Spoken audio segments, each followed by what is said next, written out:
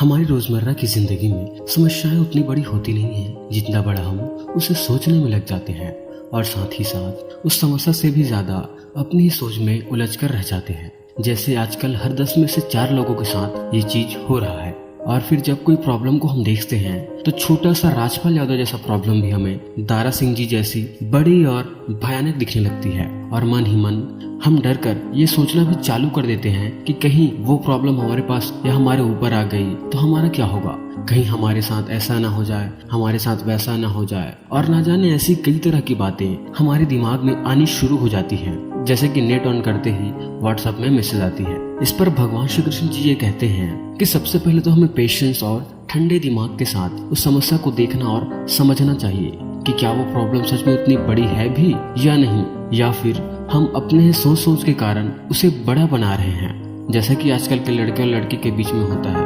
लोग छोटी छोटी बातों में लड़ाई झगड़ा करने लगते हैं और रिश्ते टूट जाते हैं। ये चीज सोचने समझने के बाद उस प्रॉब्लम्स के दोनों साइड्स को जानना चाहिए, उसके सारे अच्छे और बुरे यानी कि पॉजिटिव और नेगेटिव साइड्स के ऊपर शांत दिमाग से सोचना चाहिए।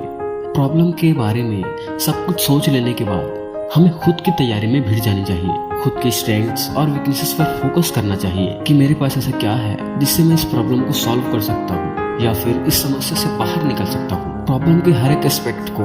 इतने अच्छे और क्लियर तरीके से समझ लेना चाहिए कि जब भी वो हमारे सामने किसी भी टाइम पर आए तो हमें कुछ भी नया ना लगे और हम शारीरिक और मानसिक यानी कि फिजिकली और मेंटली दोनों प्रकार से उस प्रॉब्लम से लड़ने के लिए तैयार रहें। ठीक वैसे ही जैसे हम जब किसी क्लास में क्वार्टरली और हाफ ईयरली एग्जाम दिला लेते हैं तो हमें एनुअल एग्जाम में बहुत कम डर लगता है, क्योंकि पहले से ही हमने 2 बार उस एग्जाम में बैठकर अपने जो डर है उससे डील कर लिया है। और लास्ट में हमेशा एक चीज याद रखनी चाहिए कि जब भी हम किसी प्रॉब्लम को फेस करते हैं तब हमारे साथ हमारी मेहनत, हमारे स्किल्स, हमारे नॉलेज, हमारे पेरेंट्स, हमारे दोस्त, हमारे रिश्तेदार, ये सभी हमारे साथ होते हैं और लड़ाई में हमारे लिए एक हथियार का काम करते हैं। जैसे कि चिल्लर पार्टी मूवी में वो गाड़ी धोने वाला लड़का अपने कुत्ते के लिए अकेला लड़ने के लिए तैयार हो जाता है और फिर धीरे धीरे करके उसके सारे दोस्त और सोसाइटी वाले भी उसके सपोर्ट में आ जाते हैं। इसलिए लाइफ में कहीं भी कभी भी किसी भी प्रॉब्लम में खुद को अकेला नहीं समझना चाहिए।